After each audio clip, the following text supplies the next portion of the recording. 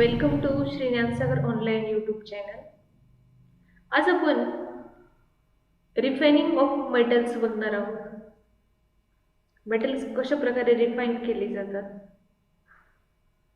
Metals obtained by the various reduction processes described above are not very pure. They contain impurities. Metal extract केलं जाते. आधी आपण extraction of metal बघितलं. व त्यामध्ये मेटल एक्स्ट्रॅक्ट केले जातात. मग ते पूर्णपणे प्युअर असतात का? नाही. काहीतरी प्रमाणामध्ये त्यामध्ये अजूनही इम्प्युरिटी प्रेझेंट असतात. The impurities need to be separated to obtain the pure metal. जर प्युअर मेटल ऑब्टेन करायचं असेल तर आपल्याला त्या इम्प्युरिटीज रिमूव्ह कराव्या लागतात, सेपरेट कराव्या लागतात. Electrolysis method is use to obtain the pure metal from impure metal.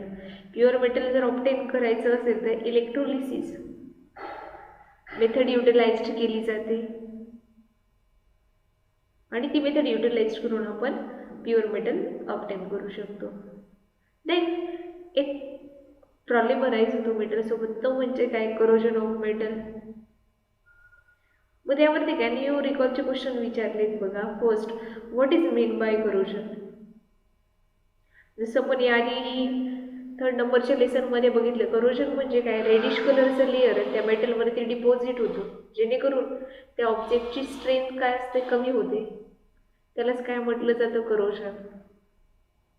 Then second question is how you seen the following things. पुढे दिलेल्या ज्या गोष्टी आहेत त्या तुम्हाला कशा दिसत आहेत? बघितल्या का तुम्ही? त्यामध्ये नक्की काय घडतंय? Old iron bars of building. आता बघा, जुने जर आयर्न बार जर बघितले तर त्याचा जो कलर आहे तो नाहीसा झालेला दिसतो आपल्याला. त्याच्यावरती रेडिश कलरचा लेअर आलेला दिसतो, म्हणजेच ते काय झालेले असतात? त्याचं करोजन झालेलं असतं. Than copper vessel not clean for long time.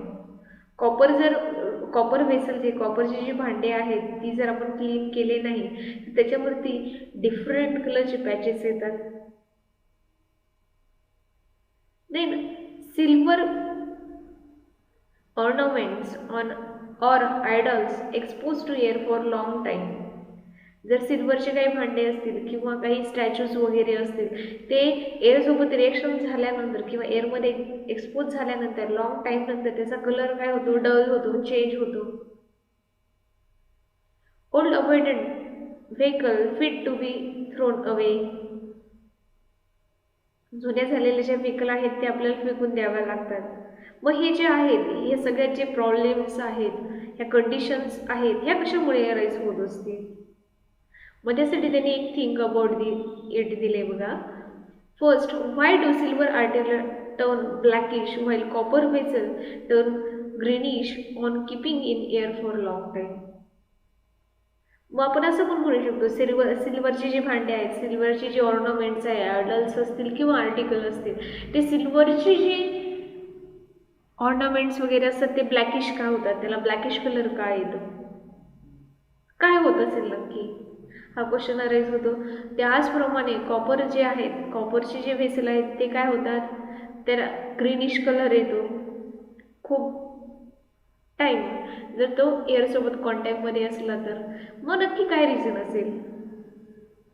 त्याचप्रमाणे सेकंड क्वेश्चन विचारला आहे, why do pure gold and platinum always glitter. आता एक गोष्ट आहे, रिॲक्टिव्हिटीचा जर विचार केला तर प्लॅटिनम आणि गोल्ड हे काय? लेस रिॲक्टिव्ह आहे, त्यामुळे एअरसोबत त्याचे रिॲक्शन होत नाही, ते फ्री स्टेटमध्ये ऑफर होतात. पण जर सिल्वर आणि कॉपरचा जर विचार केला तर हे रिॲक्टिव्ह मेटल आहेत, त्यामुळे त्याची रिॲक्शन होते. रिॲक्शन झाल्यामुळे सिल्वर आर्टिकल ब्लॅक होतात आणि कॉपर वेसल हे ग्रीनिश होतात. हे आपल्याला यावरनं समजतंय. Rusting of iron articles causes large financial loss. Thus, corrosion of iron, that is rusting, is a big problem. तर बघा, आयर्न आर्टिकलला रस्ट येतो म्हणजे खूप मोठा लॉस येतो फायनान्शियली. त्याचप्रमाणे आयर्नचं करोशन होतं. हे सगळे बिग प्रॉब्लेम आहे. का तर मग त्यामुळे तो जो ऑर्नामेंट्स असेल किंवा कोणतीही वस्तू त्या आयर्नपासून बनलेली असेल ती डॅमेज होते. फर्स्ट त्यांनी दिले बघा, iron react with moist air and deposit of reddish substance Fe2O3 dot H2O is form on it. This substance is called the rust. मग आयन जे आहे हे कशामुळे घडत असतं, तर आयन जो आहे तो मॉइस्ट एअर सोबत रिॲक्ट होतो आणि रिॲक्ट झाल्यानंतर त्यावरती रेडिश कलरचा सबस्टन्स फॉर्म होतो, ज्याचा केमिकल फॉर्म्युला आहे Fe2O3 डॉट H2O. आणि तो सबस्टन्स म्हणजे काय, रस्ट, ज्याला आपण रस्ट असं म्हणतो.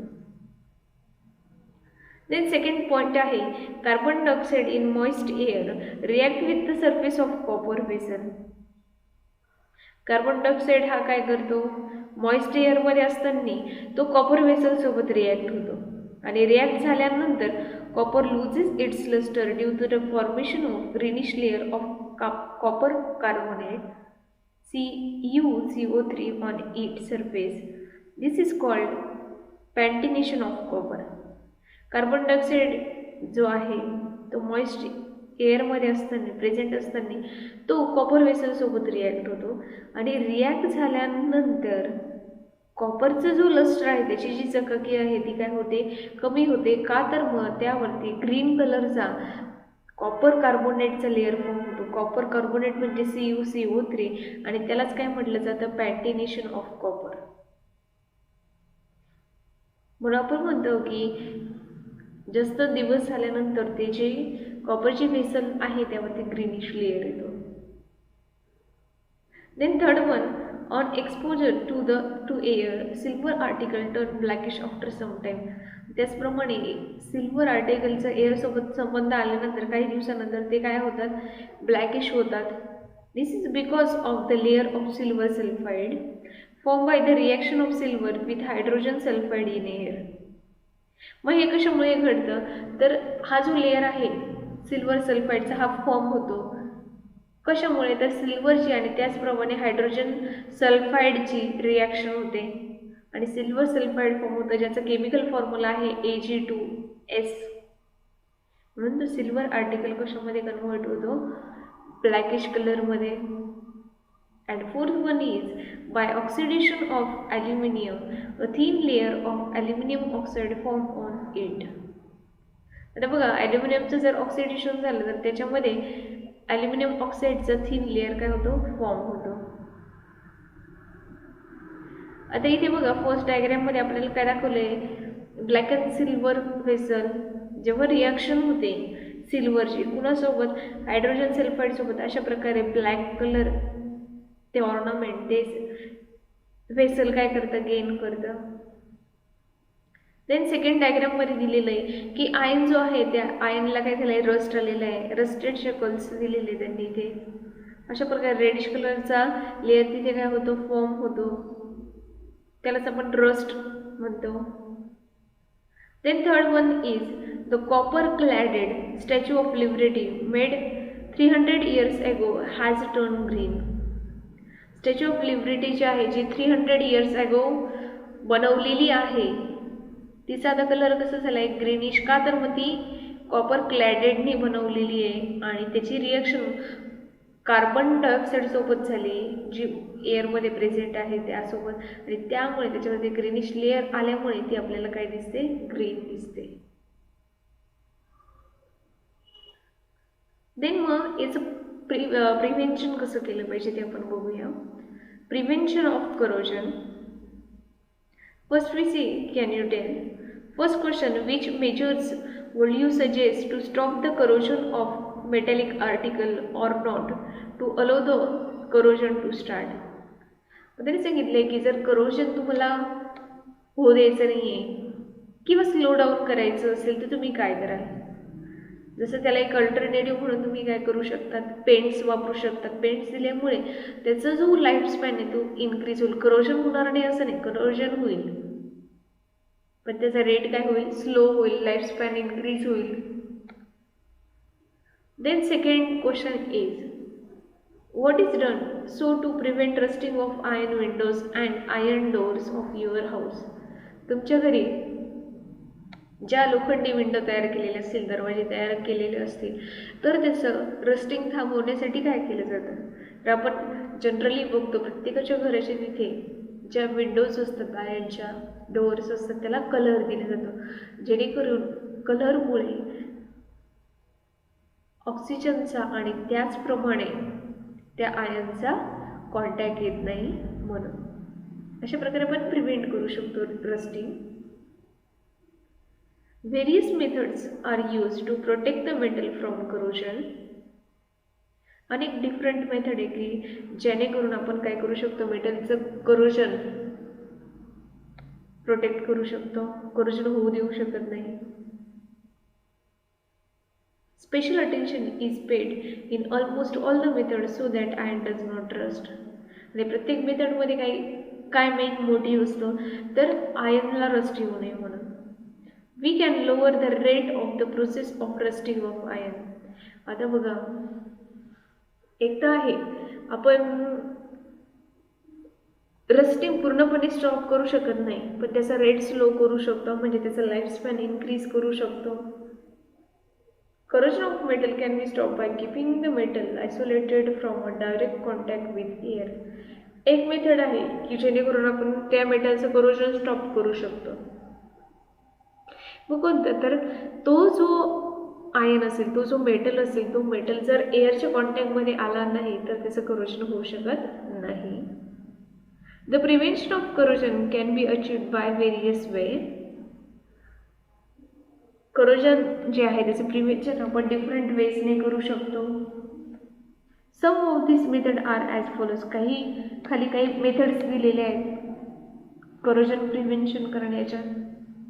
फर्स्ट आहे to fix a layer of some substance on the metal surface so that the contact of metal with moisture and oxygen in the air is prevented and no reaction would occur between them.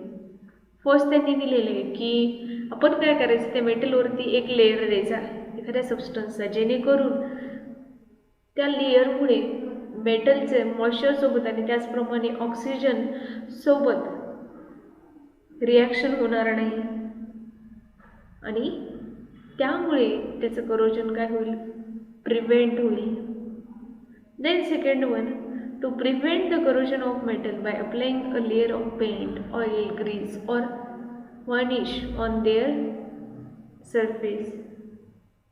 For example, corrosion of iron can be prevented by this method. मग त्यांनी सांगितले की जर prevent करायचं असेल corrosion मेटलचा तर आपण काय करू शकतो, त्याच्यावरती पेंटचा लेअर देऊ शकतो, ऑइलचा देऊ शकतो, ग्रीसचा, वर्निशचा. का तर मग हे जे आहेत ना, पेंट असेल, ऑइल, ग्रीस किंवा वर्निश, हे काय करतात तर वॉटरसोबत त्याचा संबंध येत नाही किंवा त्या लेअरमुळे मेटलचा वॉटरसोबत संबंध येत नाही, त्यामुळे ते रिॲक्शन घडू शकत नाही. मग त्यांनी एक्झाम्पल दिले. करोजन आयनचं जर करोजन प्रिव्हेंट करायचं असेल तर काय केलं जातं, डिफरंट मेथड दिले आहेत त्यांनी, त्या मेथड आपण अप्लाय करू शकतो. Then use your brain power. Can we permanently prevent the rusting of an iron article by applying a layer of paint on its surface? Me question विचारलं आहे की जर आपण काय केलं, त्या आयन आर्टिकल आहे, त्या आयन आर्टिकलवरती पेंटचा लेअर दिला, मग त्यामुळे पूर्णपणे प्रिव्हेंट केली जाईल का, परमनंटली प्रिव्हेंट केली जाईल का रस्टिंग? तर नाही, पूर्णपणे आपण त्याची रस्टिंग स्टॉप करू शकत नाही.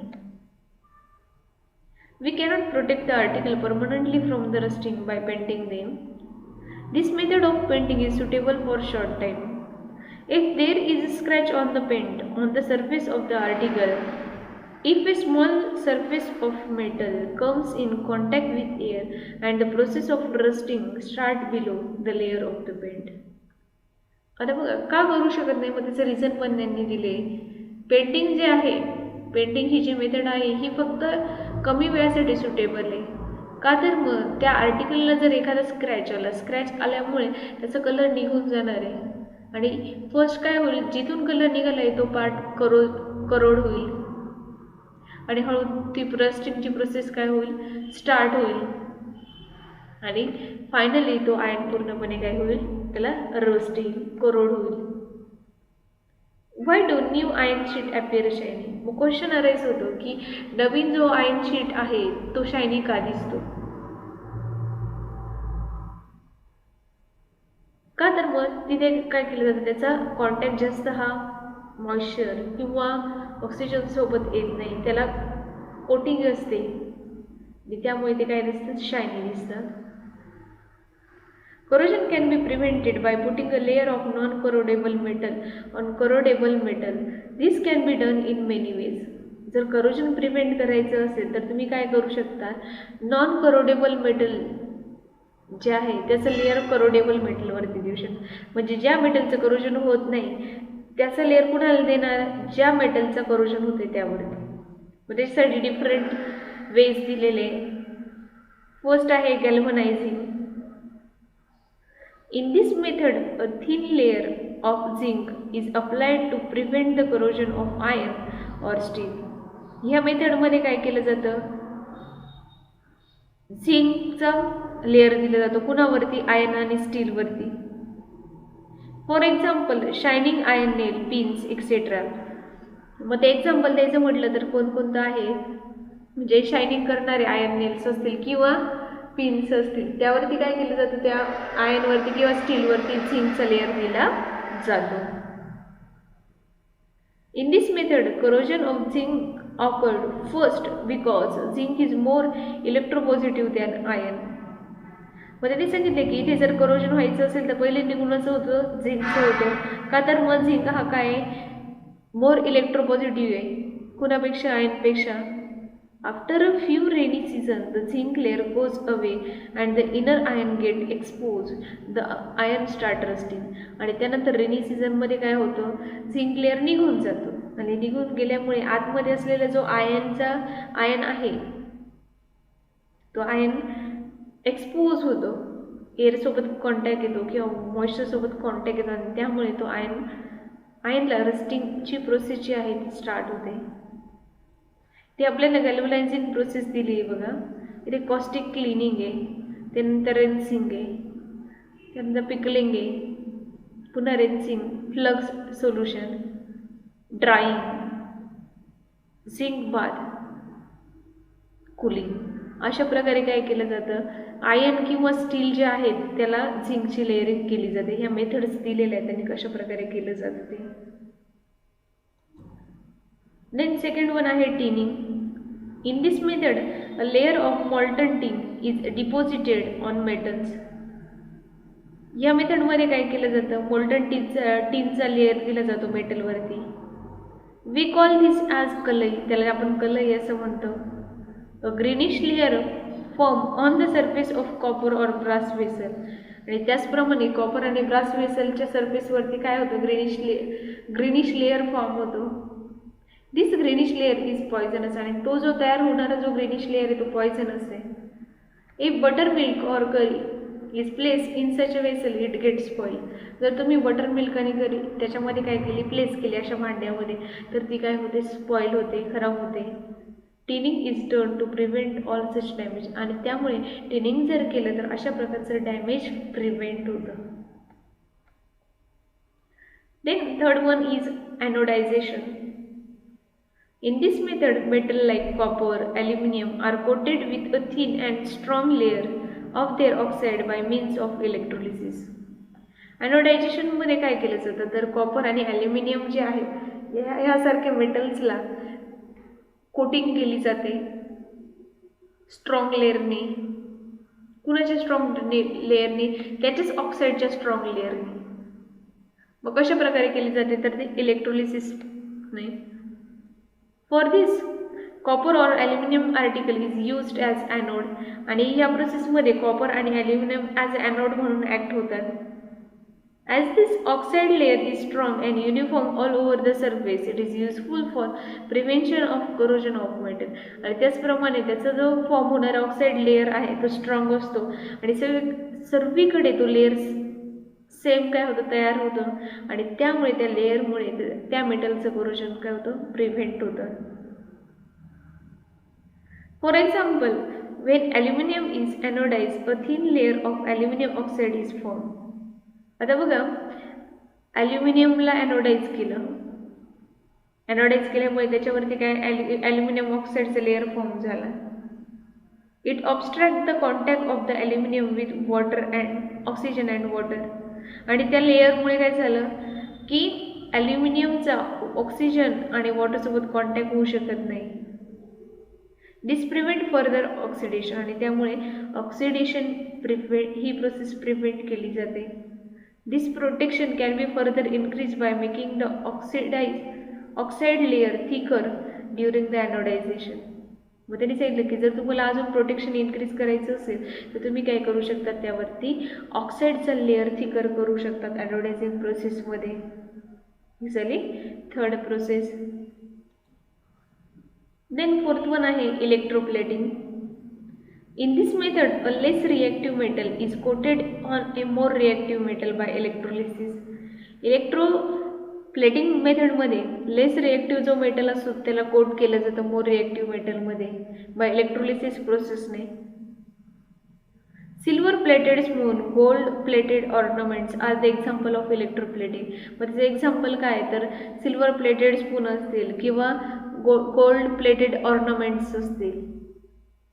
हे काय झाले इलेक्ट्रोप्लेटिंगचे एक्झाम्पल. देन फोर्थ वन आहे alloying. Majority of the metallic substances use presently are in the form of alloy. Most of जे मेटॅलिक सबस्टन्स आहे हे कोणत्या फॉर्ममध्ये यूज केले जातात तर अलॉय फॉर्ममध्ये.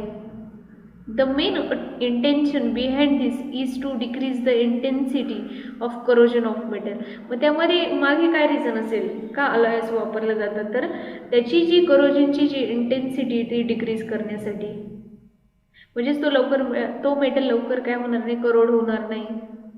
The homogeneous mixture formed by mixing a metal with other metal or non-metal in certain proportion is called an alloy. मग अलॉय म्हणजे काय तर अलॉय म्हणजे काय, होमोजिनियस मिक्सचर. मेटलची रिएक्शन मेटलसोबत होते किंवा नॉन मेटलची नॉन मेटलसोबत होते एका सर्टन प्रोपोर्शनमध्ये आणि त्यालाच काय म्हटलं जातं alloy. For example bronze is an alloy form from 90% copper and 10% tin. जे आपण ब्रॉन्झ म्हणतो, ब्रॉन्झ हे अलॉयपासून बनलेलं असतं, त्यामध्ये 90% कॉपर असतं आणि 10% टीन असतं. Bronze statues does not get affected by sun and rain आणि त्यामुळे ब्रॉन्झचे स्टॅच्यू असतात ते काय होतात सन आणि रेनचे त्याच्यावरती इफेक्ट होत नाही. Then stainless steel does not get stain with air or water and also does not rust. Stainless steel जे आहे ना ते स्टेन होत नाही वॉटर आणि त्याचप्रमाणे एअरसोबत त्याला रस्ट येत नाही. काय रिझन असेल मग याचं. It is an alloy made from 74% iron, 18% chromium and 8% carbon. आणि ते ह्या 3 इलेमेंटनी बनलेलं असतं. 74% आयर्न असतं, 18% chromium and 8% carbon. In recent times, various types of alloy are used for minting oil, coins आणि आत्ताच्या याच्यामध्ये अशा प्रकारचे जे अलॉय आहेत ते अलॉय कॉइन्सला लेअरिंग करण्यासाठी वापरले जातात. मग इथे दिलेले इलेक्ट्रोप्लेटिंग. स्पून दिलेलं आहे cathode aluminium spoon. Cathode aluminium spoon as a cathode म्हणून ॲक्ट होतो आणि सिल्वर प्लेटेड जे आहे ते ॲनोड म्हणून ॲक्ट होते. अशा प्रकारे इलेक्ट्रोप्लेटिंग केली जाते. आणि त्यानंतर कॉईन जे आहेत हे वेगवेगळ्या अलॉयपासून बनवलेले आहेत.